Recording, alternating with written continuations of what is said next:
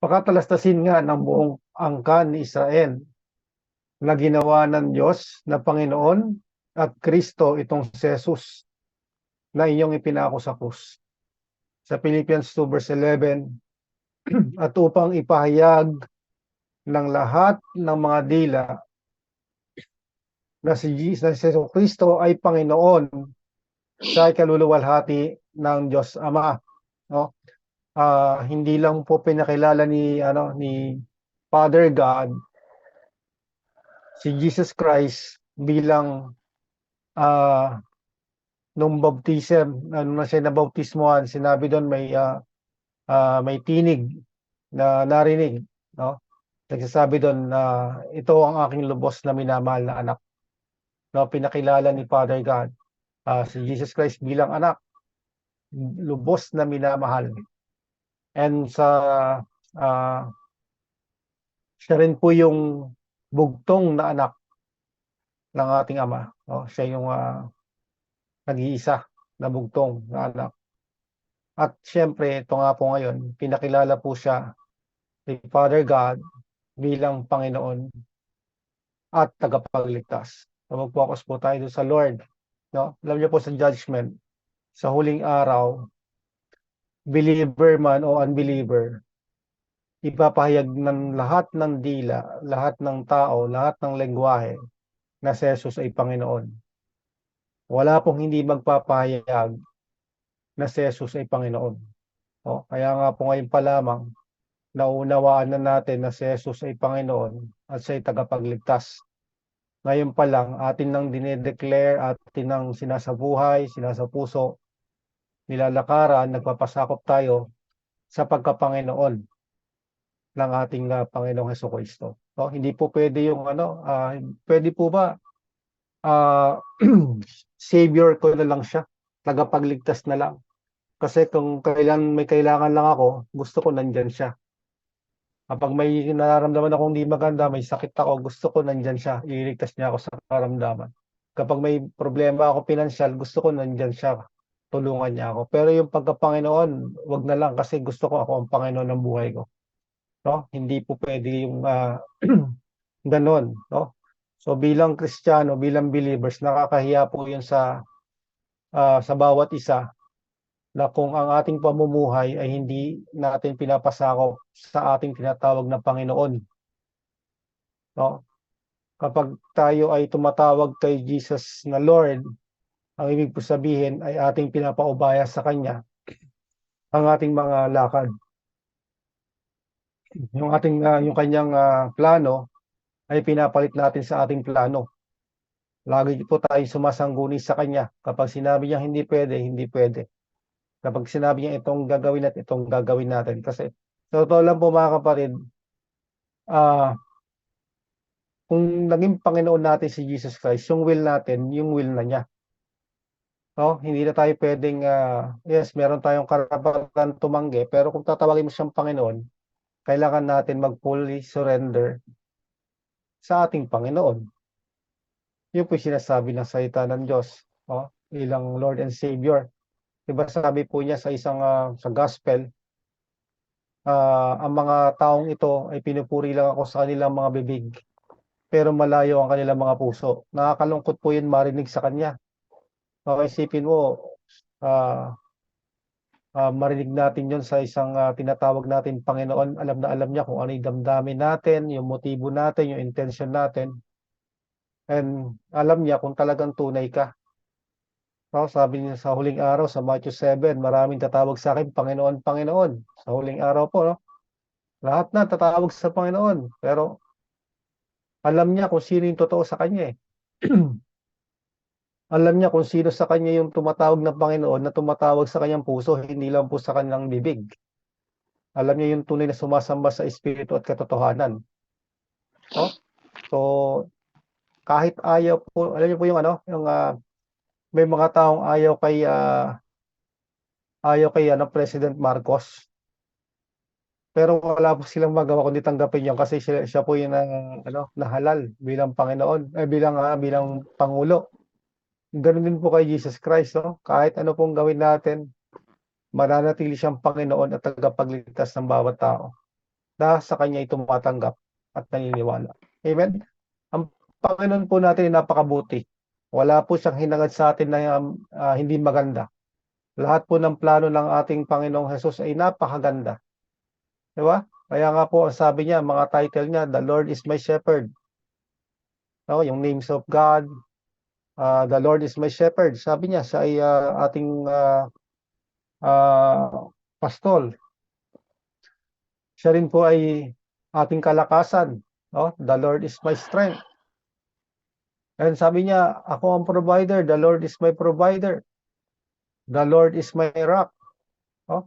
The Lord is my shield. The Lord is my fortress. Oh, ano po yung mga iba pong gusto ibigay sa atin ng Panginoon? The Lord is my righteousness. Oh, the Lord is my deliverer. The Lord is my salvation.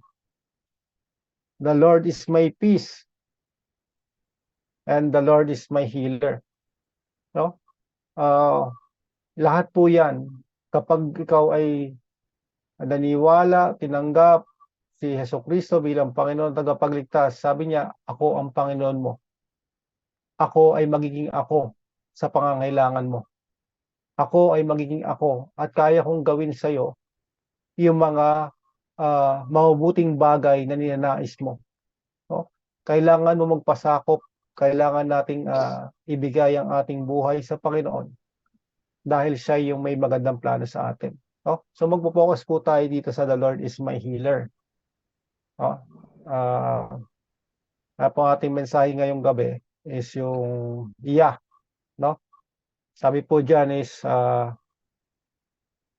you are healed. Amen? Is, ang meaning ng Hebrew word is Lord. Sabi ng Lord, you are healed. Parang, Lord, I'm healed. Parang gano'n, yes, Lord, amen, I am healed. Kasi sabi mo, you are healed, I am healed, and Lord, I am healed. Amen? In Jesus' name. So, inaasahan natin ngayong gabi, dahil ang sabi ng Panginoon sa atin, na tayo ay magaling na. At ang bawat isa na may naramdaman ngayon, may sakit ka man, emotional man yan, physical man yan, sakit man sa bulsa yan, lahat po yan ay kayang ibsan, alisin ng ating Panginoon. Ayan, amen. So, Father God, we commit this night, Lord God, of worship, pananalangin, mensahe, Panginoon, sa iyo lamang. O Diyos, ikaw ang aming tinataas sa gabing ito. Ikaw ang aming dinadakilat, sinasamba, pinapasalamatan ka namin, o mahal na Diyos. Dakilain ka, Panginoon, ng bawat isa. Tunay nga, Panginoon, ikaw ang Panginoon ng mga Panginoon at Hari ng mga Hari. Lord, sa pangalan mo, ang lahat ng tuhod ay luluhod. Lord, ikaw ang aming kalakasan at katagumpayan. Ikaw ang aming righteousness, O God. Lord, sa gabing ito, Panginoon, ang iyong Espiritu Santo na nananahan sa bawat isa, ang siya magbigay ng karunungan, ng kaalaman, Panginoon, pagkaunawa, Lord God, sa iyong mga salitang iyong ipapahayag sa amin. O Holy Spirit, beloved Holy Spirit, our beloved Holy Spirit, in Jesus' name, malaya ka, O God, na sa bawat isa ay mangusap, God, in Jesus' name. And I rebuke every distraction, every plan, purpose of the enemy in the mighty name of Jesus Christ.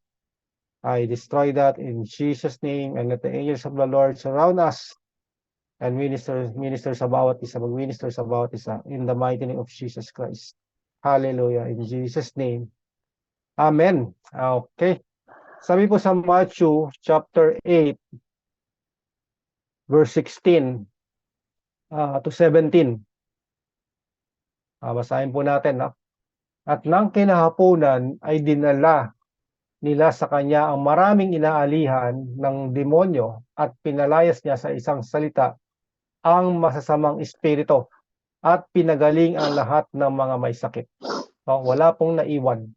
Lahat ng pumunta roon, lahat ay pinagaling niya. Lahat ng klaseng sakit, pinagaling. Amen?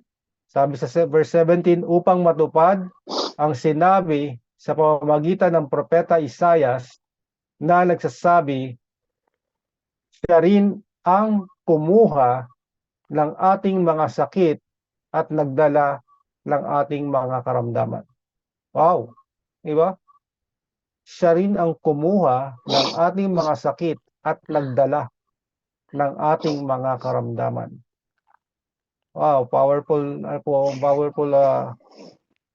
truth ng salita ng Diyos. So, buksan po natin sa Isaiah chapter 53. Sabi po dyan sa Isaiah chapter 53, verse 4, tunay na kanyang dinala ang ating mga karamdaman at dinala ang ating mga kapanglawan. Yung pains, no? Yung mga pains natin. Ngayon, gayon may ating pinalagay siya na hinampas, sinaktan ng Diyos at dinalamhati. Oh? So ito po yung sinalita ni Propeta Isaias na nabanggit doon sa Book of Matthew. Ito po yung connection niya, no? Una po sa lahat, no? Hindi po hinampas, no? Hindi po hinampas, hindi po sinaktan, pinarusahan ni Father God ang kanyang anak dahil sa kanyang pagsalangsang, hindi po dahil sa kanyang kasamaan at hindi po dahil sa kanyang kasalanan. No? Ang lahat po ng parusang ito na pinropesiya ni Isaiah, ni Prophet Isaiah, ang lahat po ng parusang ito kay Jesus Christ ay dahil sa ating pagsalangsang, kasamaan at kasalanan. So gusto ko pong i-picture sa inyo, no? May dumaan, may sinaktan, pinarasahan, at si Jesus Christ po yon. Pero sabi po dito, hindi po dahil yun sa kanyang kasamaan, hindi po dahil yun sa kanyang kasalanan, kundi dahil po sa atin. No? Sabi po sa verse 5, nakasunod po niya, no, na Isaiah 53, verse 5. Ang sabi po diyan, ngunit siya'y nasugatan dahil sa ating mga pagsalangsang. Dahil sa atin, siya'y nabugbog dahil sa ating mga kasamaan. Ang parusa ng tungkol sa ating kapayapaan ay nasa Kanya. Amen? Lahat po, no?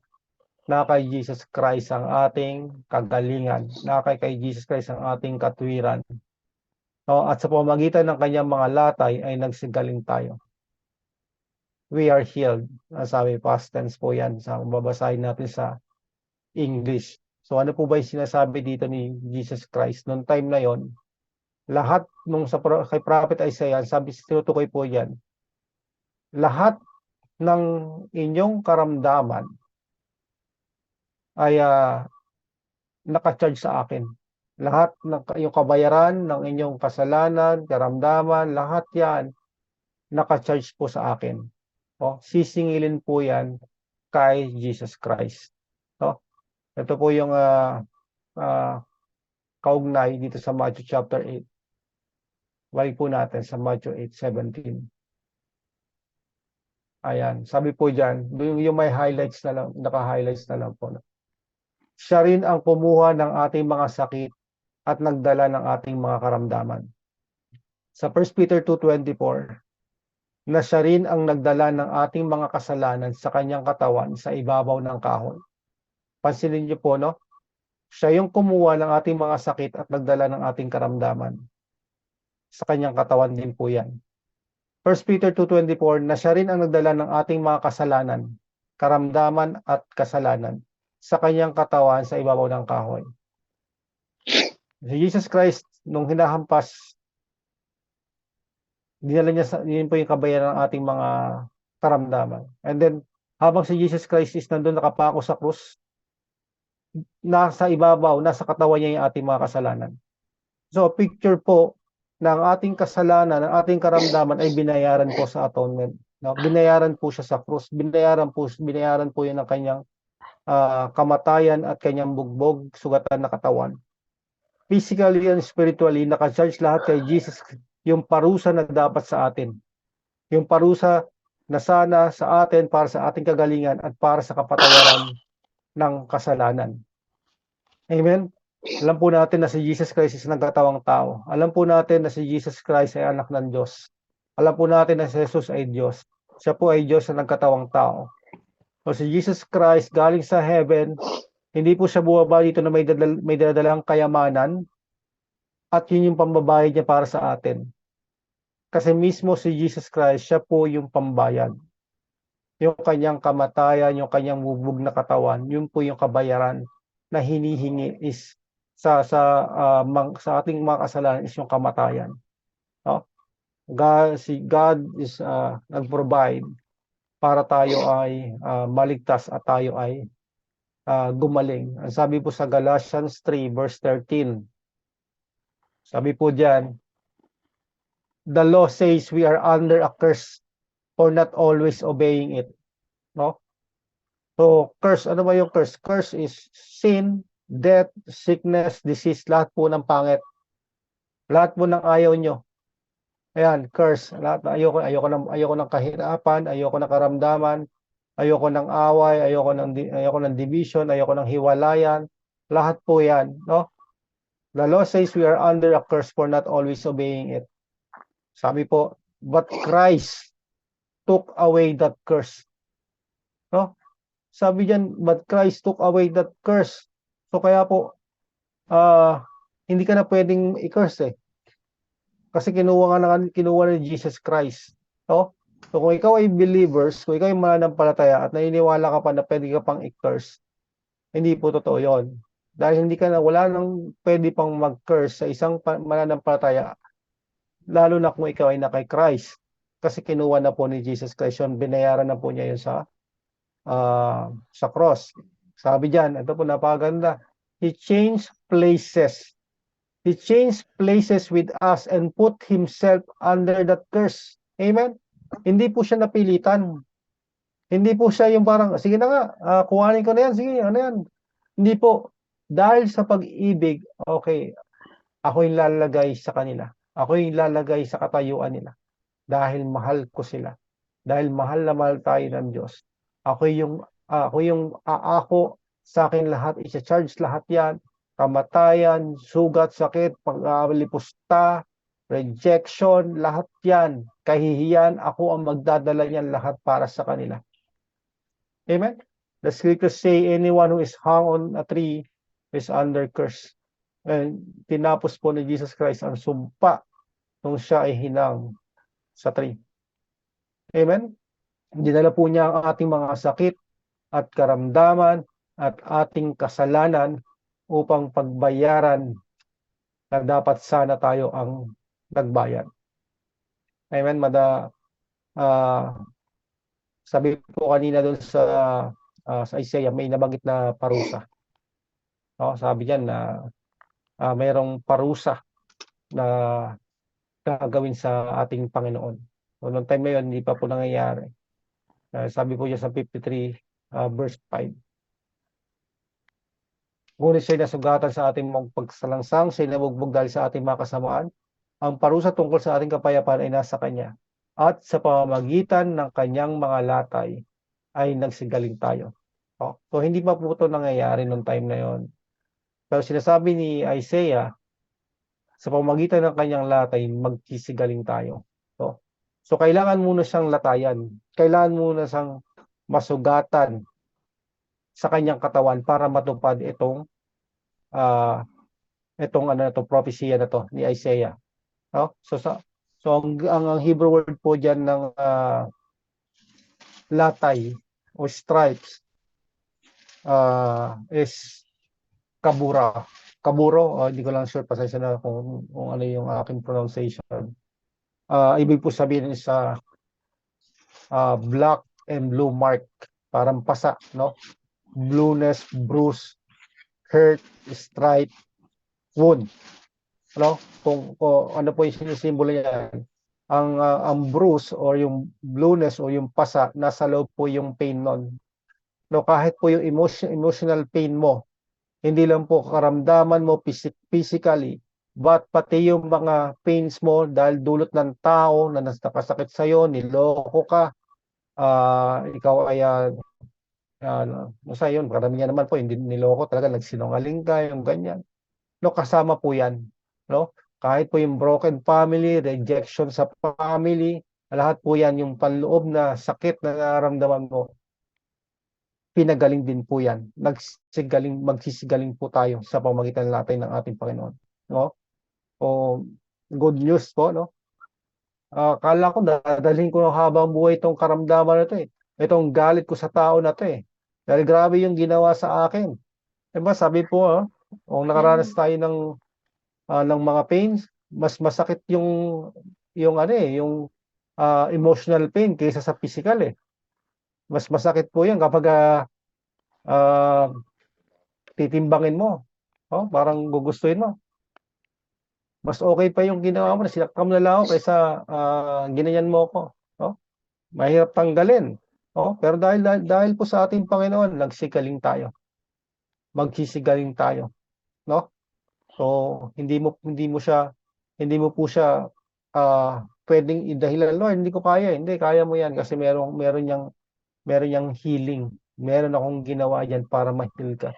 So, kung titingnan po natin yung mga original language, makikita mo talaga yung ano pa yung lalim ng salita na pwede nating makita na katotohanan para dun sa ating dagdag kaalaman ba, no? So kahit pa yan physical, emotional man yan, spiritual man yan, ito po yung may kaparaanan po diyan, no? So paano ba nagkalatay, no? Paano ba nagkalatay? Paano nagkasugat ang ating Panginoon? Sabi po sa John 19 verse 1. John 19 verse 1, sabi po diyan, is then Pilate ordered Jesus to be brutally beaten with a whip of leather straps embedded with metal, no? So ito po yung sinasabi ni Propeta Isaiah na magkakalatay, magkakasugat si Jesus Christ. At dahil doon magsisigaling tayo. Mamaya tingnan natin yung verse, no? Sabi po yan, kung babasahin po natin, brutally beaten. Brutally beaten, ano ba yung sabihin ng brutal, no? Brutal, walang awa, mabangis, nag-asal hayop, napakalupit yung gumawa po ng yung pumapalo, humahampas kay Jesus Christ. So hindi po sila napipilitan na saktan si Jesus Christ dahil inutos. Gustong-gusto po nila yung ginagawa nila. Sinasadya po nila na gawin yon, intensyon nila na gawin yon, na brutal ang pagmamalupit sa ating Panginoon. To, ano po yun, no? Kung napanood niyo po yung Passion of Christ ni Mel Gibson, nakita niyo po yung metal na nakalagay doon sa strap na pinapapalo kay Jesus Christ. And then habang pinapalo po siya, nakikita mo nakakaid yung laman, lumalabas yung dugo, may butong lumalabas, dugong-dugo yung kanyang katawan. And then sinasabi ni Jesus Christ sa mga latay niya, nagsigaling tayo. It's not just latay, mga kapatid. Brutal ang pagkagawa, brutal ang sinabi sa salita ng Diyos, at yung metal nakakapiton kung ikaw ay nandun sa sitwasyon na yon. Kung nakikita natin ngayon, kung napipicture nyo ngayon yan, mga kapatid, yung dahilan ng ating kagalingan, yung kaganapan ng ating kagalingan, tiniis po ng Panginoon para sa ating kagalingan yon. So, and then sabi po din ni Mel Gibson, is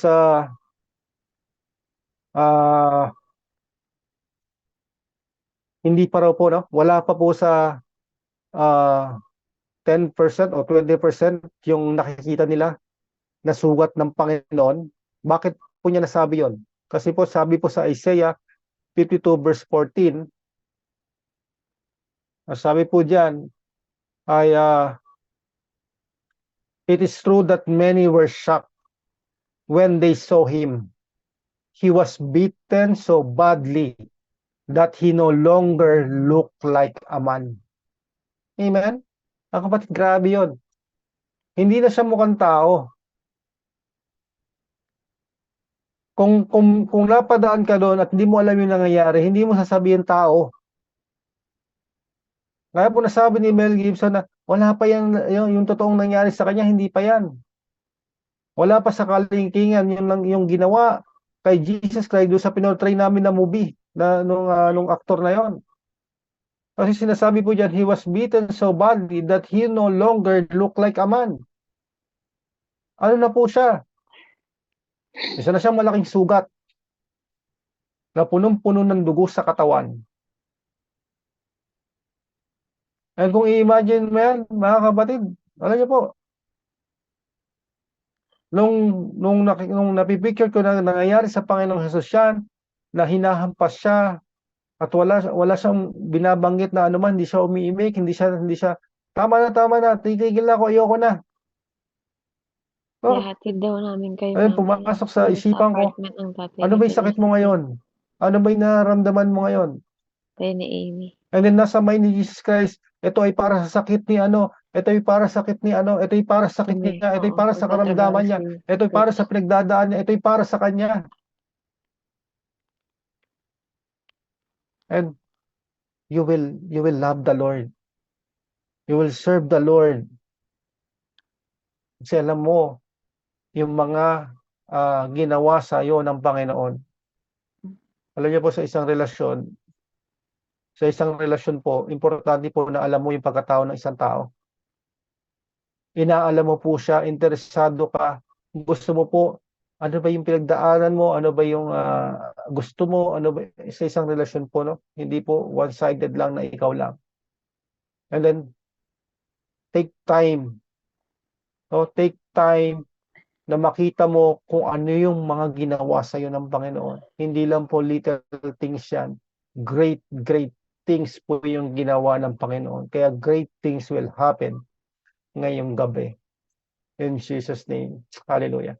Sabi po sa 1 Peter 2:24,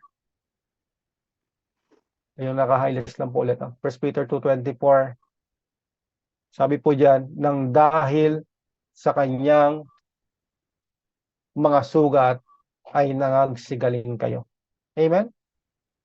Tayo ay pinagaling, tayo ay nagsigaling dahil sa kanyang sugat. Ang Greek word po diyan ng sugat, same as kaya yung Hebrew word, ito nga yung Greek word is ng stripe is molops. So, ibig sabihin po nun is check nyo lang po, no, sa kung sino yung mga strong dyan. Pwede nyo po i-check yung, hindi ko po tama yung pronunciation, molops. So, ang Greek word ng stripes, so ibig sabihin is bruise, wound, sabi pa dito, wound that trickles with blood. Ano po ibig sabihin? Dinadaluyan po ng dugo. No? So imagine nyo, kayod yung muka ni Jesus Christ. May nakalagay na crown of thorns, sugat-sugat yung kanyang muka. Kayod yung kanyang katawan magmula ulo hanggang paa. And tumutulo po yung dugo doon. No? Yung laman na kinakayo. No, kapatid, grabe. Alam mo po, ini-imagine ko yun, umiiyak ako. Iyak ako ng iyak sa kanya. Kasi nilalagay ko yung sarili ko doon sa sitwasyon na nandun ako, na nakikita ko ang aking Panginoon, na alam ko ngayon kung ano yung ginawa niya para sa kagalingan ko. Na hindi ko pwedeng ipaglaban yung kagalingan ko dahil sa pinakitang ginawa sa akin ng Panginoon. Kapatid, huwag niyo pong hayaan na yung ginawa ng Panginoong Hesukristo ay agawin sa inyo ng dyablo. Ipaglaban niyo po yan. Ito ang sinasabi ng salita ng Diyos, pinagaling niya na ako, kaya ako ay magaling na sa pangalan ni Jesus.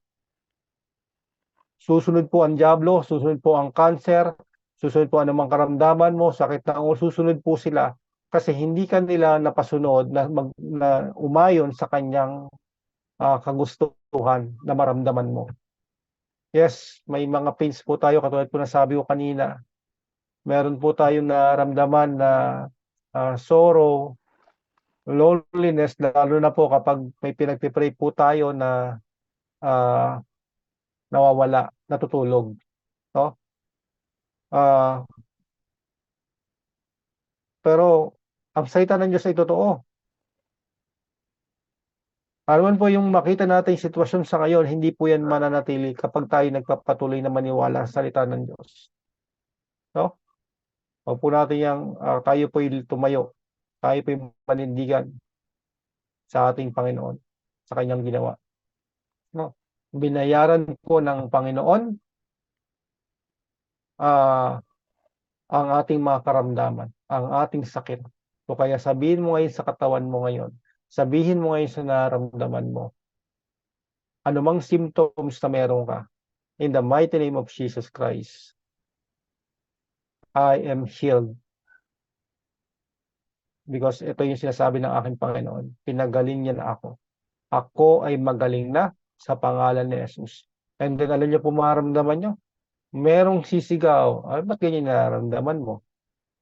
Teka lang, sabi ng ano mo, ang sabi ng finding sa doktor mo, kailangan pang bumalik para malaman mo kung na magaling ka na. No? Mamaya pa talakayin natin. No? No? Nung time po na nasa katawang lupa ang ating Panginoon, diba, nung hindi pa po siya nasugatan, nung hindi pa po siya sinasaktan, meron na siyang mga pinapagaling. Amen? Kasi sabi po sa Matthew chapter 8, ang sabi po sa Matthew chapter 8 kanina, lahat ng may sakit, na kung mabasa yung chapter 8, una may nasalubong, may bumaba na may ketongin, pinagaling ng Panginoon. Sabi ng Panginoon, gusto ko luminis ka. Ang sabi ni Simon the leper, Panginoon, kung gusto mo ko luminis, lilinis ako. Ang sabi ni Jesus Christ, gusto ko luminis ka. Ngayon, gusto ko sabihin mo yung sarili mo. Gusto pala ako ng Panginoon na gumaling. Kung yung may ketong, sinabihan ni Jesus Christ, gusto ko luminis ka. Ang sabi niya, Lord, kung nais mo akong luminis, lilinis ako. Ang sagot ni Jesus Christ, gusto ko luminis ka. Ang Panginoon po ay hindi nagbabago. Oh, hanggang ngayon gusto niya tayong gumaling. Hindi po mag-make sense yung ginawa ng Panginoong Jesucristo kung sasabihin niya sa atin, ay, hindi ka pagagaling kasi meron pa akong tinuturo sa iyo. Alam niyo po 'yon? Meron pa raw tinuturo ang Panginoon sa yung na kaya ka mayroong karamdaman. Mali pong isipan. Hindi po tayo tuturuan ng Panginoon sa pamamagitan ng karamdaman. Hindi po gagamit ang Panginoon ng karamdaman para matuto ang kanyang mga anak. Para saan pa po yung ginawa ng Panginoong Hesukristo? Kung gano'n din ang gagamitin ng Panginoon, ng ating Diyos, para ikaw ay tama, para ikaw ay ilagay sa tamang daan. Oh? Yes, kapag may karamdaman, pwedeng may partisipasyon tayo. Pero yun ay dahil sa atin, hindi dahil sa Panginoon. Dahil pag meron kang contribution sa mga ginagawa mong mali, andyan ang diablo para gawin sa iyo yung hindi maganda kasi bakit po nagbubukas tayo ng pintuan? So kapag nagbukas na ng pintuan, malaya ang diablo na gawin sa iyo yung gusto. Gusto niya, ano po ba yung gusto niya? Magnakaw, pumatay at mangwasak. Yun lang po yung gusto ng diablo. And si Jesus Christ pumunta ako'y naparito, para saan po siya naparito? Bigyan tayo ng buhay at buhay na masagana. Kung ang Panginoon is bibigyan ka ng sakit, paano ka magkakaroon ng buhay na masagana? Kung ang Panginoon ay nagdala ng buhay, ang karamdaman po ay hindi buhay, ang karamdaman po ay kamatayan. So nagkakaroon tayo ng maling isipan kay God. At kapag nagkaroon ka ng maling isipan kay God, wala po siyang magawa kasi yan po yung isipan mo. So kaya sabi ng Romans is mag-ano tayo, wag tayong makiayon sa mundong ito. Matransform ang ating isipan sa salita ng Diyos. At yun po ay ang salita ng Diyos na gusto kanya na magkaroon ng malusog na pangangatawan. No? So, meron pong pinapagaling si Jesus Christ. Yung una, yung sa Matthew chapter 8, yung merong ketong. Okay. Gusto ko luminis ka. Gusto ko gumaling ka. No? And then sasabihin sa Lord, gusto ko, alam kong gusto mo akong gumaling. No? So kung ang sakit ang nagtuturo sa iyo, ano na si Holy Spirit? And sabi ng Bible, sabi ni Jesus Christ, ang ating teacher is the Holy Spirit. Ngayon, kung si Holy Spirit, hindi na tatawagin Holy Spirit, tatawagin na siyang Spirit of Infirmity. Yun yung nagtuturo. No? So si Holy Spirit, siya lang yung ating teacher. And si Holy Spirit, sasabihin niya sa iyo kung bakit ka mayroong karamdaman. And then kung meron kang participation, contribution doon sa karamdaman, ang sasabihin lang niya, itigil mo. Mali yan. Kasi diyan nagkakaroon ng pintuan ang diablo. So kailangan mo siyang itigil pero hindi galing kay God. Yun po ay galing sa diablo dahil meron kang participation, meron kang contribution doon sa mga sobra-sobra mga bagay na ginagawa na mali naman po. And then meron po pinagaling si Jesus Christ, inaalihan ng demonyo. Sa Matthew chapter 8 lang po ito. Pinalayas niya, gumaling. And then yung nanay ni Peter, hinawakan lang niya. Pagkahawak niya, nawala na yung fever. Paano niya pa nagawa yun? Samantalang, hindi pa siya nasusugatan. Ba't gumagaling na yung mga taong yan? Ano yung ginagawa ni Jesus Christ? Nag-a-add to basket na siya. Nag-a-add sa basket. Aka na yan, yung ano na yan, yung ketong na yan, ilagay mo yan dito, yung fever na yan, aka na yan, bulag ka, halika dito kasi dadalhin ko yan sa aking katawan. Babayaran ko yan. So, naka-charge na sa akin yan. Alam niyo po yung pupunta ka ng supermarket, maglalagay ka ng mga lahat ng gusto mong bilhin, and then after no, saka mo lang babayaran. Pero sa'yo na yon. So, sa atin na ang kagalingan. And then si Jesus Christ, sinasabi niya, babayaran ko naman yan. Kaya gagaling ka. You are healed, sabi niya, pinagaling ka na ng pananampalataya mo, magaling ka na, you are healed. Wala pong tinanggihan ang Panginoong Hesukristo. Lahat po sinabi niya, you are healed, pinagaling niya po lahat. No? So hindi mo ibibilang yung sarili mo na naghihintay ka ng time, kailan kaya ako gustong pagalingin ng Panginoon? Kailan kaya ako gustong pagalingin ng Diyos? Kailan kaya ako gustong alisin ng Diyos sa kalagayan kong ito? At sinasabi ko sa iyo, mga kapatid, ngayon yung time na yon. Gusto kanyang guminhawa, gusto kanyang gumaling, gusto kanyang mapabuti, gusto niyang iayos sa buhay mo. Gusto po ng Panginoon yan. So you decide na ikaw ay mag-agree po sa salita ng Diyos. Amen? You are healed, sabi niya. Kasi babayaran ko yung kagalingan mo. You are forgiven. Remember niyo po yung babae. Yung nahuli sa akto ng pangangalo niya. Tapos dinala po nila kay Jesus Christ. And then sabi ni Jesus Christ, kung sino man ang walang kasalanan bumato. And then sabi ni Jesus Christ, ako man ay hindi kita kakatulad. Huwag ka na magkasala. And then may time po, may isa pang babae na nandun po sa yung nagbubuhos ng pabango, yung mamahaling pabango sa pangalan ni Jesus Christ.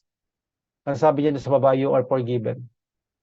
Hindi pa naman siya namamatay pero kaya niya na magpatawad ng kasalanan. Wala pang kabayaran ng kasalanan kasi hindi pa siya namamatay noon. Hindi pa nababayaran. Pero dahil nga po, yun yung gagawin ni Jesus Christ. Nakacharge sa akin yung kamatayan niya. Nakacharge sa akin yung kapatawaran niya. Kaya yan ay pinatawad na. Amen? Meron po nung buwaba na, meron po nung sa isang bahay punong-puno ng crowd. At hindi na makapasok yung isang may karamdaman. Yun po yung ako hindi nagkakamali yung parang lumpo. No? Hindi na po maidaan dun sa ano, dun sa pintuan. Bakit po hindi na madaan sa pintuan? Kasi sa daming may sakit, alam ka naman, unahin pa natin yung ibang tao. Unahin ko na yung sarili ko kasi may sakit din naman ako. So, pero ang sabi po doon, dinaan po nila sa bubungan. Pagkatapos sa bubungan, binabada na sabi ni Jesus Christ, tumayo ka, pinatawad ng iyong mga kasalanan. Pinatawad ng iyong kasalanan, yung sinabi niya. And then maraming mga pariseo nakarinig, sino ito? Blaspheme ito. Ang Diyos lang nagpapatawad ng kasalanan. But walang tao ang pwedeng magpatawad ng kasalanan sa kapwa-tao. Oh, kaya po sinasabi sa James, sabi na magpahayagan kayo ng mga kasalanan, hindi po yun para sa kapatawaran ng kasalanan. Yun po ay para sa kagalingan. Kasi wala namang tao ang pwedeng magpatawad ng kasalanan laban sa Diyos. Kundi ang Diyos lamang. So kung isipin yung mga batid, ano ba ang sabi ni Jesus? Ano ba madaling sabihin? Na ikaw ay magaling na, ikaw ay magaling na o pinatawad na kasalanan, ipinatawad na yung kasalanan mo. Ano po ibig sabihin nun? Yung kasalanan at karamdaman, mga kapatid, binayaran parehas ng Panginoon. So, sino po ba dito naniniwala na siya ay ligtas na? Amen? Naniniwala po ba kayo ay ligtas na? Amen. Ngayon, bakit? Amen. Bakit po kayo naniniwala? Kasi nananampalataya kayo na namatay ang ating Panginoon dahil sa ating kasalanan. So, ganun din po mga kapatid. Paniwalaan nyo na kayo ay pinagaling na dahil sa kanyang mga sugat. Amen? Ligtas na tayo. You are saved because sinasabi ng Espiritu Santo. Kasi only the Holy Spirit ang magpapatunay sa iyo na ikaw ay ligtas na. So sinasabi ng Spirit, ng Holy Spirit na nasa iyo na ikaw ay ligtas na dahil tinanggap mo, nireceive mo si Jesus Christ sa kasi ang kaligtasan wala lang iba. And then bakit kaya nagkakaisipan ng hindi maganda? Bakit nagkaka-mistake ka pa? And then ang lakas ng loob natin sabihin na tayo ay saved na kung nagkakamali pa naman din tayo, nagkakasala tayo, hindi naman po intentional. Yan po ay mistake, nagkakamali at hindi naman natin maiwasan yan. Pero hindi tayo nagpapatuloy sa kasalanan. Pero nasasabi natin na we are saved. Bakit hindi mo masabi na ikaw ay magaling na kung may symptoms ka pa? Kung ano ngayon, kung may symptoms ako na masakit ang ulo ko, may symptoms ako ganito, it doesn't matter po kasi ang truth, sinasabi ng Word of God na ikaw ay magaling na.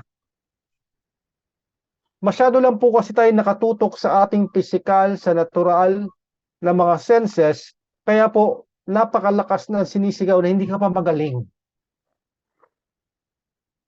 Pero ang totoo po, sinasabi ng salita ng Diyos, magaling ka na. Hindi po nga po, Pastor, kasi paano kung magaling, minaramdam pa akong symptoms? Kapatid, magaling ka na. Yun po yung sinasabi ng salita ng Diyos. Hindi mo kailangan maramdaman na wala nang umalis yung mga symptoms para masabi mo sa sarili mo na magaling ka na. Kasi magaling ka na. Yun ang sinasabi ng salita ng Diyos. Oh? And then, imagine nyo po mga kapatid.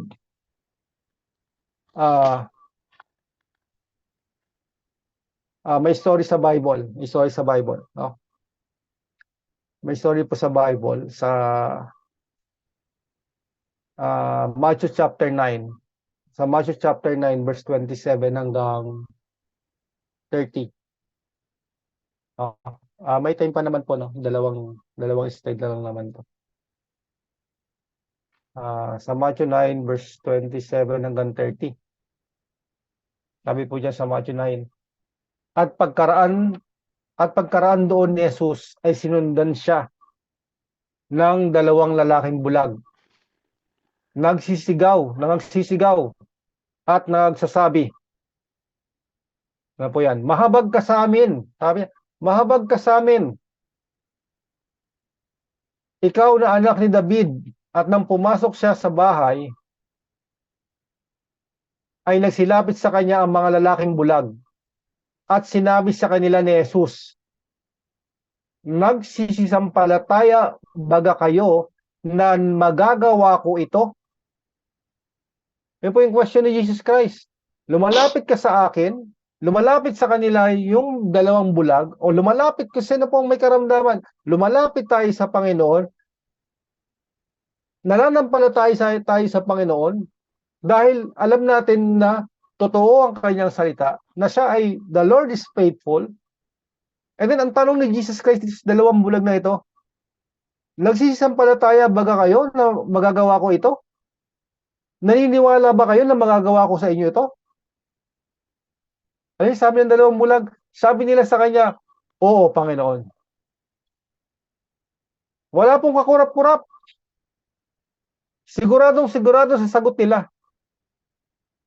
No? Magagawa mo ito, Panginoon. Ang nangyari po sa verse 29, na magkagayoy, kanyang hinipo ang mga mata nila na sinasabi, alinsunod sa inyong pananampalataya ay siyang mangyari sa inyo.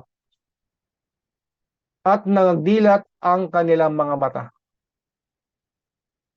Dahil sa pananampalataya po nila, dumaloy ang espiritu ng buhay doon sa kanilang mga bulag na mata at winasak ang karamdaman. No? Remember nyo po yung babae? Yung babaeng inaagasan ng dugo. No? Yung babaeng inaagasan ng dugo na for 18 years po. Ang sabi niya, maawaan ko lang laylayan ng kanyang damit, ako'y gagaling na. Ay then sabi, may lumabas na power kay Jesus Christ. No? So, ang healing, kaya nga sinabi ni Jesus Christ, lay hands. Mag-lay ka ng hands sa mga may sakit. No? Mag-lay ka ng iyong kamay sa may sakit. Kasi yan yung dadaanan ng Espiritu ng Diyos para sa kagalingan ng taong pinagpipray mo. Yan po ay wawasak ng karamdaman sa mga tao. No? Kaya po, ayaw ng demonyo na humawak ka ng mga may sakit. Wag po kayo maniwala na kapag may nagtuturo sa inyo, hindi wag kayo maglilehans kasi pag may naglilehans kayo, tapos may unforgiveness, may spirit yan, nako, matatransfer sa inyo yan. Wrong. Paano matatransfer sa iyo is greater is he that is in me than he that who is in the world. Kung nasa iyo yung strong man, nasa iyo Holy Spirit, hindi po yan tatalab sa iyo, hindi po yan tatalab sa iyo. Aalis po yan. Gagaling po yung hinahawakan mo. Amen? Hallelujah. Ang sabi sa atin ng Panginoon ngayong gabi. Then lahat po tayo lumalapit sa Panginoon. Wala pong hindi lumalapit sa Panginoon. Basta lagi niyo pong dadalhin paglapit niyo sa Panginoon ng kanyang salita. Huwag po kayo magdadala ng hindi nasa Word of God kasi hindi po yan hindi po yan entertainin ng Lord. Dalhin mo yung salita niya, dalhin mo yung pangako niya sa kanya, at isang pangako ng ating Panginoon ay ating kagalingan. Lord, eto ako lumalapit sa iyo ngayon. Tinatawag kita Lord Jesus Christ. Lord, eto yung salita mo, sa iyong mga sugat ako'y magaling na. Ako yung pinagaling. Ano response ng Panginoon? Naniniwala ka? Nananampalataya ka na ginawa ko yan para sa iyo? Opo, Lord. Naniniwala ako. Mangyari sa iyo kung ano yung pinanampalatayaan mo. No? You are healed. We are healed. Dahil naniniwala ka na ikaw ay pinagaling sa kanyang mga sugat, tanggapin mo ang iyong kagalingan. Kaya lang, Lord, kailangan ko munang bumalik sa hospital . Kailangan ko munang bumalik sa clinic. Kailangan ko munang bumalik kay doktor para malaman kung talagang magaling na ako. Wrong. Hindi ka babalik sa doktor para malaman mo, para i-confirm yung kagalingan mo. Hindi po, mga kapatid. Wrong mindset. No? Ito po mangyayari. Wala pong pumipigil sa atin Don't get me wrong po Hindi po ako nagbabawal na uminom ng gamot o pumunta sa doktor. Hindi po. Kasi po ang doktor nakakatulong po yan sa atin. Unang-una kapag may symptoms ka, pwede kang pumunta sa doktor para malaman mo yung karamdaman mo. No? Okay. Example po. May naramdaman kang hindi maganda sa katawan mo. No? Pero ang nangyayari kasi, huwag niyo pong uugaliin yung pag may naramdaman ka sa katawan mo, mag-check ka ng sa internet, maghahanap ka symptoms ng may kumikislot-kislot sa tiyan, no? Symptoms na merong tumubo na maliit na ganyan. And then lalabas po doon puro ano, puro nakakatakot. Naku, tinubuan ka po ng isang bootleg dito. Tapos pagtingin mo doon sa internet, cancer. Ayan, dahil natakot ka, nagka-cancer ka tuloy. Kasi po ang isang takot pagkain ng cancer. O, pag kayo natatakot, nagkaroon ka ng ganyan, no? Yung paraan po ng demonyo. No? Kaya mas maganda, magpa-check up ka na lang talaga. Dadaan ka sa mga test para malaman mo talaga kung ano yung nararamdaman mo. Yun po yung ginagawa ng doktor. Malaman po yung iyong symptoms, kung ano yung sakit mo. Ganyan. So ngayon, nalaman mo na yung sakit mo. Mag-isip po kayo ngayon ng kung ano yung pinakamalalang sakit, yung mga major sicknesses, disease ng tao. Mag-isip po kayo ng kahit ano. Pag malaman mong cancer, no? Sabi natin, example natin, cancer, stage 11 na. Ano pong ibig sabihin ng stage 11? Kinabukasan patay ka na. Ngayon, believers, no? Mananampalataya ka. 20 years ka ng mananampalataya. Nasa tiyan ka pa lang ng nanay mo, yung nanay mo sumasamba na sa Diyos. Ngayon, believers ka, nalaman mo meron kang karamdaman. Pumunta ka ngayon sa doktor. Pag-uwi Apple mo, pie. dahil believers ka, nagbasa ka ng Bible. And then alam natin, ang kagalingan ng isang Kristiyano sa mga sugat ni Kristo, pinagaling ka na. Yun lang po, ang sasagot ni Lord. Anak, you are healed. May paper plate na Wala pong ipainit mo para maraming sabi-sabi. maano. Wala po siyang sasabihin sa'yo, hindi ka po niya panonoorin na hindi ka po niya panonoorin na nag-iiyak, nagmamakaawa sa kanya, talagang awang-awa ka na sa sarili. Hindi po. Ang sasabihin niya po sa'yo, you are healed. By His wounds, Sa gilid. you are healed. Ay, ikaw naman talagang nang nabasa mo yun talagang sa spirit mo is nagkaroon ka ng buhay. No, sa hindi pa po nakakalam ng aking story, testimony ko po. Ako po hindi ko na po maitaas yung aking mga kamay. Hindi na po ako makapagpuri sa Panginoon. No? Hindi na po ako nakakapag-drive ng motor. Hindi ko na po inaasahan na mahahatid ko pa yung mga anak ko sa eskwelahan.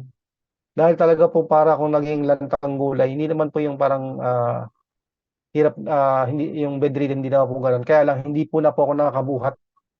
Hindi na ako nakakabuhat, hindi na ako nakakalakad. Makapadyak nga lang po ng motor, hindi ko na magawa. Bumuhat ka lang po ng isang tabo na may laman tubig, hindi ko na magawa eh. No? Ako po yung nagpapadoktor. Ako po yung nagpapatherapy kasagsagan po ng ano noon, nung COVID. Oh. And meron po akong therapist, iba po yung may nagte-therapy pa po ako. May doktor pa ako sa high blood. May ano pa ako sa kaya po no, sa ibang problema sa katawan ko. Alam niyo po ang ginagawa ko? Inom ako ng gamot. Napakarami pong gamot ang iniinom ko. May mga pinapahid pa po. Tapos, every other day, ako po yung nagpapatherapy. Ang sabi po nila sa akin, kapag hindi yan nakuha ng therapy, kailangan mong operahan. Kasi hindi ko mabali yung ganyan ko, yung aking ulo. Ay, hindi ko mo lang ganyan-ganyan. Wala, hindi ko na po kaya talaga. Kaya po sabi nila, kapag hindi pa raw po ito nakuha sa gamutan, sa therapy, kailangan ko ng operahan. Hindi ako naman po, inom ako ng gamot, therapy, bibili pa ako ng mga kailangan kong mga gamit para sa therapy ko. Araw-araw ako umiinom ng gamot na isang piraso, almost 100 plus. Araw-araw po yan sa loob ng 3 months. So napupunta po, yung padala po ng asawa kong nasa abroad, napupunta po sa aking karamdaman. Hindi po nakalaan sa karamdaman yung pera natin. Ang pera po natin hindi po nakalaan sa karamdaman. Ang pera po is para sa gawain ng Panginoon. Sabi po doon sa ating sabi ng Lord is ako'y may kapangyarihan bigyan ka ng kayamanan para matupad yung aking covenant. So, ang pangunahing gawain ng pera na pinanghahawakan mo, pag pinagpapala ka ng Panginoon, para po yan sa gawain ng Panginoon. Hindi po yan para sa karamdaman. Hindi po yan para sa kung anumang material na luho sa katawan. So, yan po ay para sa kingdom of God. So, kung meron kang, kung yung pera mo ay napupunta sa karamdaman, nako, huwag niyo pong hayaan. Kailangan niyo pong labanan yan. Oh. So, lahat po nangyari sa akin yon. Nag-decide ako ngayon. Umiyak ako. Lord, ayoko na. Tama na itong nangyari sa akin. Kasi 1 Peter 2:24, yung Isaiah chapter 53, yung Matthew 8:16, 17, yung 1 Peter 2:24, pinag-combine ko po at malinaw na malinaw sa akin na ako ay magaling na. Sarap. Kasi yun yung sinasabi ng Lord. Sabi niya po, ako po ay, nangyari yun is ako ay 8 years, 8 taong pastor na po ako. Nung time na yon. Nung time na yon, nag-decide din po ako. Ang sabi ko, Lord, ayoko na. Hindi na ako mag-take ng mga gamot nito. Gusto kong maranasan itong sinasabi ng iyong salita. Sabi po, hindi po yung hindi po yung malakas ng loob mo na bahala ka na. Hindi po ganon. Meron kang understanding, meron kang faith doon sa sinasabi ng kanyang salita. Kaya po, tinigil ko kayo. Ay, Hindi na ako alam. makontak ng mga doktor ko. Hindi na rin ako bumibili ng mga gamot. Hindi ko alam. And by Meron my akong surprise, mga kapatid, ay, sa loob lamang ng 1 buwan mahigit, yung aking mga kamay na itaas ko. Ako ay nakapag-drive ng motor, nakapaghatid ako ng mga anak ko sa eskwela, nakakain ako ng gusto kong kainin. Bakit? Kasi by His stripe, I am healed. Yun po yung aking maintenance. By His stripe, by His wounds, I am healed. At hindi po yun maaagaw sa akin ng diablo. Anumang symptoms na iparamdam sa akin, hindi ko sinasabing wala na akong symptoms. Pero lahat yun, mga kapatid, I am healed. By His wounds, I am healed. Hindi ko po hayaan na agawin sa akin ng diablo yung kagalingan. asan ang chips ahoy na ubos mo na? Ay, ito pala, pinili ko sa'yo. So, hindi po tayo hindi po natin na mindset, no? Na mabuti ikaw to sa'yo. ay naghihintay Probiotic yun. ng balik mo sa doktor para sabihin ng doktor sa'yo na magaling ka na. Hindi po. Kasi nung time na nakita mo sa salita ng Diyos na ikaw ay pinagaling na niya, yun yung time na gumaling ka. Kaya pagpunta mo sa doktor, hindi mo inaasahan yung report ng doktor na magaling ka na. Dahil pupunta ka sa doktor, magaling ka na. Nahanap ko eh. Amen, nakukuha niyo po ibig sabihin. Kasi sometimes kasi ang ginagawa kasi natin, kailangan ko munang makita yung findings ng doktor, yung report ng doktor, para masabi ko sa sarili ko na magaling na ako. Hindi po ganun, mga kapatid. Ang report ng doktor is not always good. Makakatanggap pa ng report na bad. Pero once na sinet mo yung mind mo, after mo malaman kung ano yung karamdaman mo, and you prayed, you asked prayer, and pinag-pray ka, and then nakita mo yung word of God, that's the time na sasabihin mo sa sarili mo, thank you God, I am healed. Ngayon, pagpunta mo sa doktor, ang inaasahan mo, ang inaasahan mong report nung doktor is magaling na. Not based sa kanyang understanding, not based sa kanyang test, but dahil sa sinasabi ng salita ng Diyos. And then pagpunta mo doon, hindi ka madi-disappoint. Kapag sinabi ng doktor hindi ka pa magaling, hindi ka madi-disappoint kasi alam mo yung truth. Ang truth is you are healed by His stripe. And ang report ni God, ang report ng Word of God is always good. Kahit gaano pa kalalayan, ang report niya, you are healed. It is always good. So, gagawin mo, nakita mo yung findings. Halimbawa po, ito po yung findings. Ito yung findings mo. Binigay ng doktor. May sakit ka pa rin. Sabi ng doktor. Sabi ng findings. So, facts po yun. Facts kasi mayroong mga papel eh. May resulta, facts po yun. Pero, higit po, mga kapatid, yung truth. Higit po yung truth kaysa dun sa facts. So, itong truth, ito yung pangahawakan mo. And pag ginawa mo yan, mga kapatid, believe me, 100%, gagana. Imposible hindi siya gumana. Kasi napatunayan ko po yan. Ako po yung buhay na testimony sa inyo. Na aking maintenance sa mga sugat ng Panginoon Kristo. Ako'y magaling na. Wala pong overdose dyan. Wala pang bayad. Pagkagising mo sa umaga, thank you, Lord, for I am healed by your wounds. I am healed. And then kumain ka ng almusal, may text ako na maintenance ko. I am healed. Tanghalian, I am healed by His wounds. Hapunan, merienda, by His wounds. Wala pong overdose. Ang nangyayari pa, palusog ka ng palusog. Bakit? Kasi gusto kang batuhin ng diablo ng karamdaman, pero hindi kanya mabato kasi nakabakod na sa iyo yung salita ng Diyos na sa mga sugat ni Kristo, ako'y magaling na. Hindi siya maka-entry. Ikaw ay punong-puno ng barrier ng Word of God eh. Lalo na pag sa karamdaman, hindi siya maka-enter. God's best is not divine healing. God's best is divine health. Yun po yung best ni God. Yung mamuhay ka na may magandang pangangatawan, malusog na pangangatawan. Amen? Hallelujah. Tanong ko kay Lord. Hey Lord, kung babalik naman sa doktor, ano po yung para sa kanila? Ano yung sabi sa akin ng Lord? Yun ay para ma-amaze sila. Yun ay para sa madakila ako. Yun ay para sa mirakulo na gagawin na makikita nila na ikaw ay pinagaling na. Nagtataka ang mga doktor kung bakit, paano ka gumaling ganyan. Hindi niya inaasahan ang inaasahan na matagal ka pagagaling, gumaling ka na kagad. Yung tiyahin ko po, no? Yung tiyahin ko na natubuhan ng 3 beses. Sabi ng doktor, napaka-swerte mo.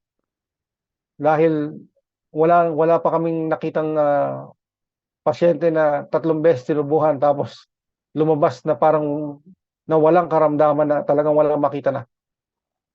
Alam niyo po, pinuntahan namin yun. Dadala namin ang salita ng Diyos sa kanya mga sugat, siya pinagaling na. Nakalooban ng Diyos na siya'y gumaling. Na will ni God na gumaling siya. Hawak po natin, pinag-pray namin po siya. And then lumabas po siya sa hospital. Yung lahat ng staff, nurse, yung mga doktor, hinatid po siya sa labasan. Pinapalapakan po siya. Dahil miracle nga po raw, yun nangyari sa kanya. Kung ang Diyos po natin ay gumagawa ng miracles hanggang ngayon, o ang Diyos po natin ay walang tinatangi na tao, kung tayo po ay maniniwala, manampatas sa kanya ng lubusan, mga kapatid, you are healed. Amen? Hallelujah. Okay, Colossians chapter 1 verse 14, sabi po dyan, and through whom we have been healed and experienced complete forgiveness. Amen? Complete, mga kapatid. No? You have been healed and experienced complete forgiveness. Kung complete forgiveness ang binigay sa iyo ng Panginoon, sigurado po ako na complete healing din ang kanyang binigay sa iyo. Amen? Hallelujah. God is good. Grabe. Hallelujah. Okay, John, last verse na po natin. John chapter 8, verse 36. Sabi po diyan, kung palayain nga kayo ng anak, kayo'y magiging tunay na laya. Amen? Pinalaya ka ng Panginoon sa karamdaman. Pinalaya ka ng Panginoon sa sakit. Pinalaya ka ng Panginoon sa kasalanan. Pinalaya ka ng Panginoon sa anumang naghihinder sa'yo, nagbabandil sa'yo. In the mighty name of Jesus Christ. And kapag pinalaya ka ng Panginoon, magiging tunay na laya ka.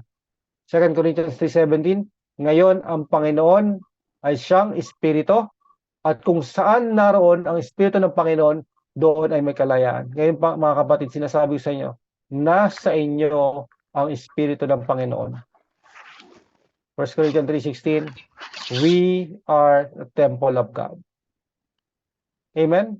At kung ikaw ay templo ng Diyos, at sabi ng kanyang salita, if anyone destroy the temple of God, God will destroy him. If sickness and disease is destroying your body, God will destroy him. Kung may evil spirit, demonic spirit, God will destroy him. Amen? Hallelujah. Thank you, God. Thank you, Holy Spirit. Hallelujah. Okay po, diyan na po ako nagtatapos. Salamat po. And God bless. You are healed. Yeah. Amen? The Lord wants to heal you. You are healed. Amen. Amen.